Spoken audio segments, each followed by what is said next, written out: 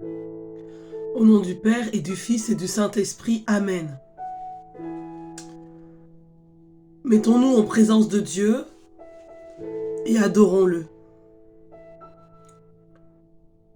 Amen, amen. Seigneur Jésus, merci. Ce matin, je veux te prier et te dire merci. Te dire merci et te prier. Merci pour ce nouveau jour, ce mardi saint. Maintenant que la lumière commence à envahir la terre, alors que se dissipent les ténèbres de cette nuit, voici ton jour, voici mon jour nouveau. Je veux honorer, Seigneur, ce matin, ce chemin que tu as accepté pour moi par amour. Je veux te prier sur ce parcours, Seigneur.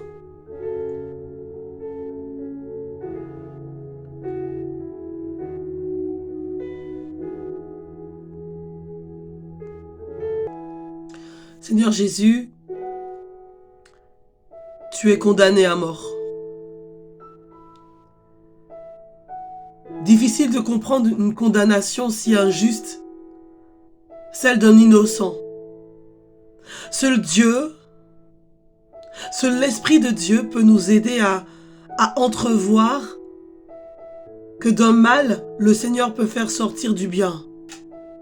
Lui seul peut permettre à l'accusé à tort de transformer cette épreuve en une espérance en la vie éternelle. Lui seul peut. Notre seule tâche est de nous rendre dociles à son action. Esprit du Dieu vivant, viens nous combler du don d'intelligence afin d'entrevoir le projet de Dieu. C'est la raison pour laquelle je te demande pardon, Seigneur.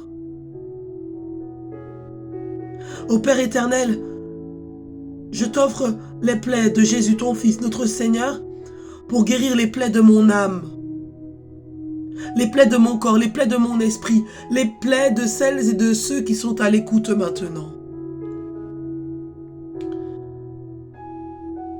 Puis Jésus, tu as été chargé de ta croix. Et tout ça, ce sacrifice, tu l'as fait pour moi. Tu l'as fait pour nous. Le don de force emplit le cœur de celui qui est chargé d'un poids. Vous en faites l'expérience au quotidien, n'est-ce pas? Cette croix rend concret le joug que Jésus nous avait annoncé. Mais il ne nous avait pas annoncé qu'il prendrait notre joug. Il proposait que nous prenions le sien. Jésus veut nous associer à la rédemption. Demandons-nous aussi le don de force, car c'est grâce à lui que notre fardeau sera léger. Seigneur, c'est la raison pour laquelle, ô Père, je t'offre les souffrances de Jésus, ton Fils bien-aimé, mon Sauveur, mon Seigneur et mon Dieu, pour que dans ses plaies soit effacée à tout jamais la laideur et l'enfermement de mes péchés. Ô Jésus, sur ce parcours, tu es tombé une première fois. Tu es tombé une première fois sous le poids de la croix. C'est l'homme qui tombe. Et l'Esprit Saint le relève. Il y a de quoi en vouloir aux hommes qui sont à la cause de cette souffrance. La paix règne pourtant dans le cœur de Jésus. Quand on nous envoie à terre par pure méchanceté, Esprit Saint, mets en nous le don de piété afin de ne jamais désespérer des hommes, ni de ton amour pour eux et pour nous qui sommes accablés. Ô Père éternel, toi le Dieu de toute tendresse, je t'offre en ce matin les plaies de notre Seigneur Jésus-Christ, ton Fils bien-aimé, pour que moi je sois purifié, pour que la personne qui est à l'écoute soit purifiée, soit guérie de ses péchés, de ses blessures.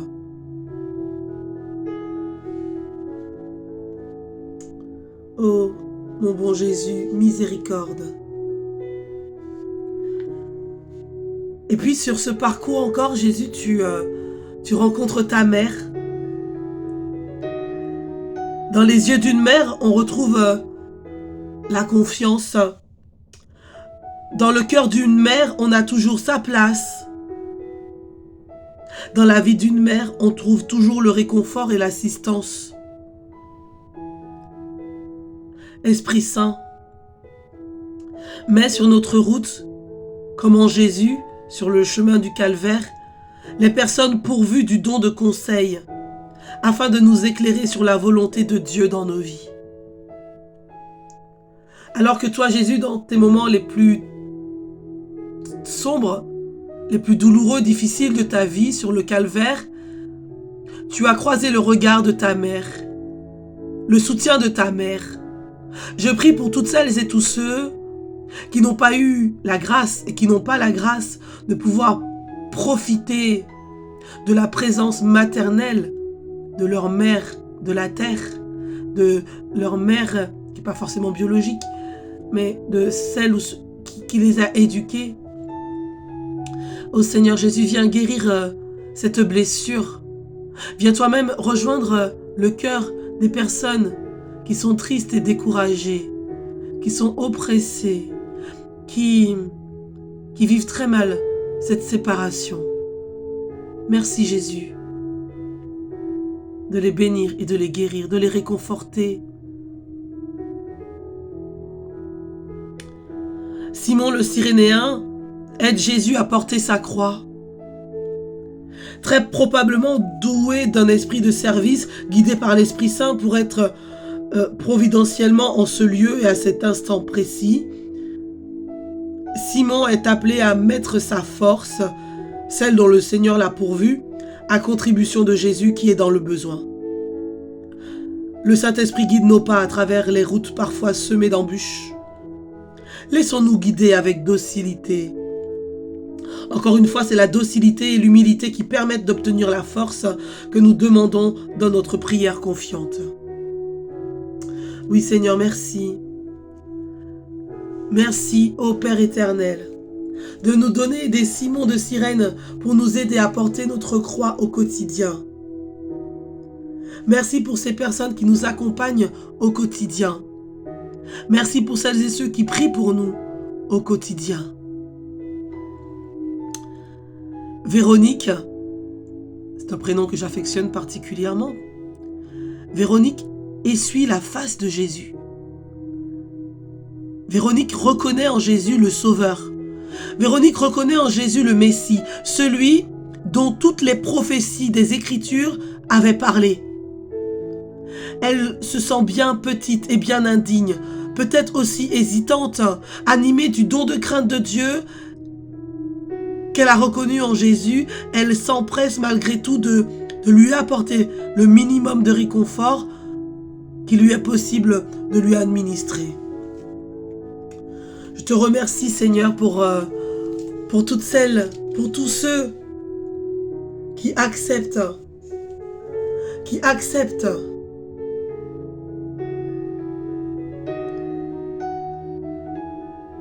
de nous soutenir dans les moments d'épreuve, qui acceptent de prendre aussi le temps de te prier. Oui Seigneur, tu lui as offert ce magnifique cadeau, ta face imprimée sur ce linge. Oui Seigneur, que nous ayons ta face imprimée dans nos cœurs, ô Éternel. Seigneur Jésus, tu es tombé encore une deuxième fois. Cette fois, c'est de la force de l'Esprit Saint dont a besoin Jésus. Humainement, il ne peut plus porter sa croix. Même avec le soutien de Simon, il s'effondre. Il aurait pu faire appel à des légions d'anges pour l'aider à gravir le mont du supplice. Nous ne la voyons pas, les anges. Mais peut-être est-ce eux qu'envoie le Saint-Esprit pour donner force et courage à Jésus? Merci Seigneur. Père d'amour, je te présente les souffrances de ton Fils bien-aimé, toutes les souffrances qu'il a endurées. Cette deuxième chute, pour toutes les fois où je n'ai plus eu la force, où je n'ai pas eu la force, pour toutes les fois où je me suis découragée, pour toutes les fois où toi, mon frère, ma soeur, tu t'es découragé, pour toutes les fois où tu as voulu jeter l'éponge. Regarde, Jésus tombe pour une deuxième fois. Il se relève. Puisses-tu obtenir la grâce de te remettre debout dans le nom de Jésus. Vois encore ces femmes, les filles de Jérusalem. Jésus les console. Elles pleurent, elles se lamentent. Elles hurlent de douleur en voyant celui qui a été accueilli le dimanche des rameaux avec clameur et fracas. Le voici là, dénudé, portant sa croix. Jésus demande aux femmes de pleurer sur elles-mêmes et sur leurs enfants plutôt que sur lui. Que leurs larmes soient la conséquence de ce qu'elles comprendront de l'amour de Dieu pour elles, pour l'humanité. Qu'elles pleurent sur les conséquences des actes humains sur la vie de toute l'humanité. Jésus a demandé pour elles le don de science, afin qu'elles saisissent la grandeur de l'amour de Dieu pour chaque créature. Tu as consolé ces filles de Jérusalem, et toi, Jésus, tu nous consoles encore aujourd'hui. En regardant le monde, comment il va pas bien, les crises sociales qui tenaillent notre avenir, notre présent, qui ont bercé notre passé. Tu viens nous consoler, ô Éternel. Et puis, arrive cette troisième chute. Jésus tombe pour la troisième fois. Plus qu'un don, c'est celui qui va par-delà le don qui motive Jésus sur son chemin. C'est le pardon. Le pardon, le rachat des péchés. Voilà bien ce qui pousse Jésus à porter la croix lourde de nos péchés. Le billet de la dette, dit-on parfois, cloué avec lui sur la croix dans quelques instants, n'est ni une petite note, un pense-bête sur un bout de papier tout léger. Le plus petit de nos péchés est d'un poids que Jésus seul peut porter, parce qu'il est l'amour, il est le pardon, il est Dieu. Père éternel, je te prie pour toutes les personnes qui ont pensé, qui ont voulu, qui sont peut-être à l'écoute, mettre fin à leur jour parce que trop dure la vie, trop dure les soucis, parce qu'elles ont peut-être oublié que toi, ou elles n'ont pas entendu parler de toi, ou elles n'ont pas pris conscience de ce sacrifice à la croix pour elles. Tu as pris leur fardeau, leur souffrance. Tu as pris leur poids sur toi et tu es tombé une troisième fois pour qu'elles ne puissent pas rompre le lien de la vie. Je te bénis pour ces personnes et je te demande aujourd'hui même de répandre un parfum d'agréable odeur dans leur vie, dans leur être tout entier. Seigneur Jésus, tu as été dépouillé de tes vêtements. Quelle horreur! Comme dans la condamnation à mort et après l'humiliation dans la montée du calvaire sous les cris déchaînés et les insultes dégradantes, voici Jésus dépouillé de ses vêtements, là encore, pour aller au bout du projet de Dieu. Le don d'intelligence vient l'éclairer. Jésus que l'on appelle parfois le nouvel Adam, par ce dépouillement qui rappelle la nudité des occupants du jardin d'Éden, il fait le chemin inverse de la chute. Les hommes aveuglés voient sa chute humaine, mais ils sont loin d'imaginer quel relèvement va s'opérer. La chute est sur le point d'être effacée. Mon bon Jésus, miséricorde. Daigne, Père éternel, recevoir toutes ces souffrances endurées par ton Fils Jésus, qui a été humilié, qui a été dépouillé de ses vêtements. Je te demande pardon, Père, pour tous les péchés de la chair, pour tous les péchés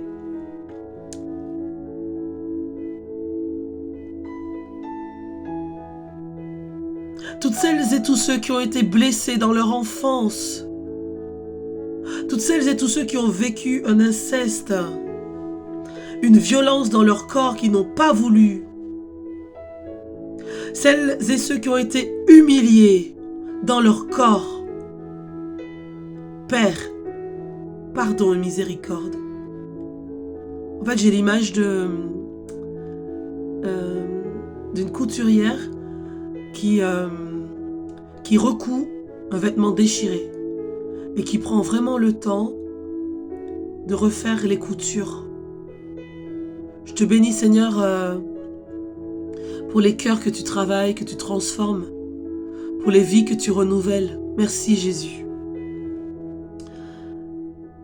Jésus a été cloué sur la croix et là, il n'y a plus rien à faire. Abandon, confiance, tout est remis entre les mains du Père. La souffrance est immense. Il ne faut pas sombrer. Seul le Père connaît le jour et l'heure.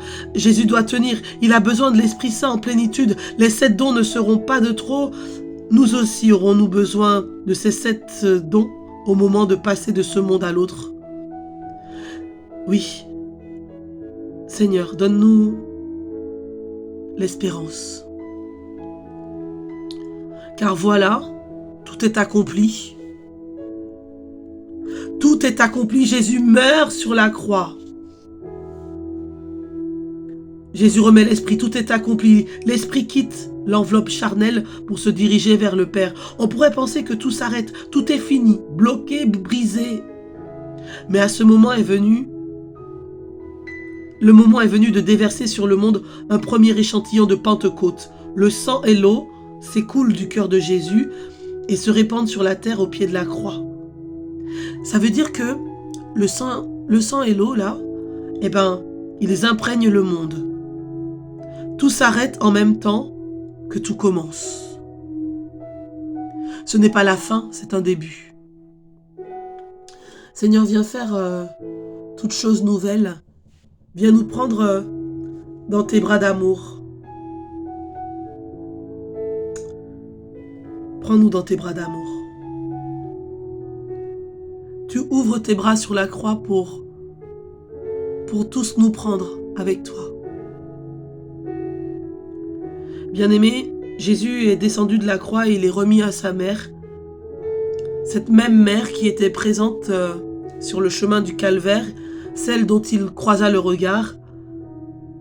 Marie est alors une femme affligée de douleur au pied de la croix, cette douleur de la mère qui voit souffrir son fils. Mais au fond d'elle, elle sait. Depuis longtemps, elle retenait tous ces événements et les méditait dans son cœur. Marie, elle fut couverte par l'Esprit Saint, elle qui fut en tout docile et ouverte à l'Esprit Saint. C'est le don de sagesse qui lui permet, en recevant la dépouille de son fils, de voir avec les yeux de Dieu, d'entendre avec ses oreilles et d'aimer avec son cœur. À travers celui qui n'est plus regardable, celui dont on se détourne la face. Elle voit le salut des hommes, elle voit le salut du monde. Père, nous t'offrons les plaies de ton Fils Jésus, notre Seigneur, pour guérir et laver éternellement nos fautes et nous guérir des conséquences de nos péchés. Je prie pour toutes celles et tous ceux qui sont éprouvés par la perte de notre chair. Peut-être que ça fait des années, j'ai vraiment dans le cœur, il y a des gens qui vraiment vivent très mal des séparations liées au deuil. Et ce matin, le Seigneur veut vraiment te guérir de cela. Il veut vraiment mettre un baume sur ton cœur, te donner cette paix, que tu puisses rejaillir, refleurir et aller encore plus loin.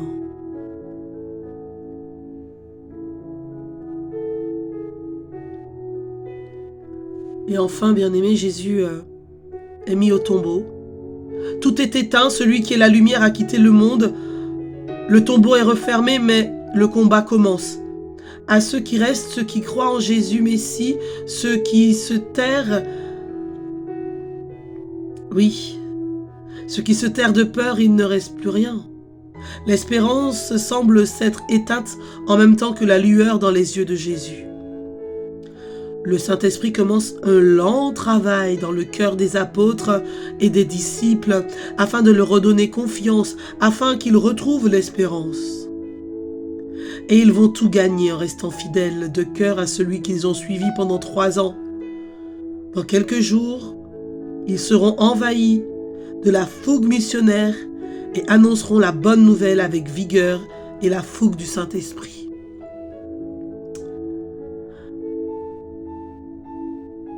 Que le Seigneur vous bénisse et vous garde. Qu'il fasse resplendir sur vous son visage. Bien-aimé, la croix est le moyen le plus profond pour la divinité de se pencher sur l'homme et sur ce que l'homme, surtout dans les moments difficiles et douloureux, appelle malheureusement son destin. La croix est comme un toucher de l'amour éternel sur les blessures les plus douloureuses de l'existence terrestre de l'homme.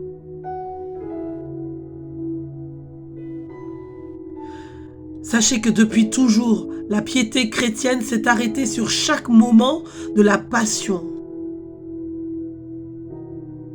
Et nous comprenons là que se trouve le point culminant de la révélation de l'amour et que là aussi se trouve notre salut. À ce moment-là, le Christ se tient dans le lieu de toutes les tentations de l'humanité, face à tous les péchés de l'humanité. Dieu qui s'abaisse par amour jusqu'à la mort et à la mort sur une croix. Philippiens 2:8. Oui.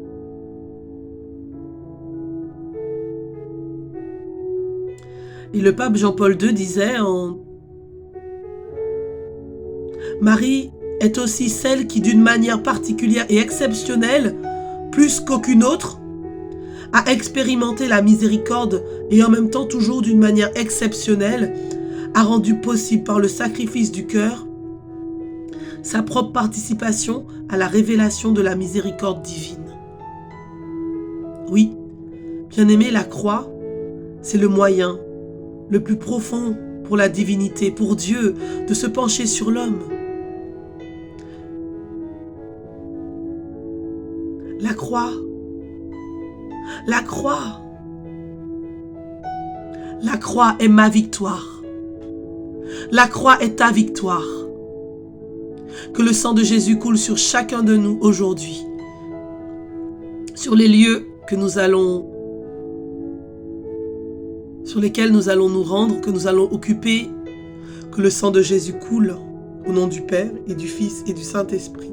Amen. Une très bonne journée à vous, soyez bénis. N'oubliez pas de liker, le petit pouce en l'air, ce partage de la passion de Christ ensemble. Et si vous n'êtes pas encore abonné à cette chaîne, la tente du rendez-vous, eh bien abonnez-vous également pour recevoir les notifications. Soyez bénis.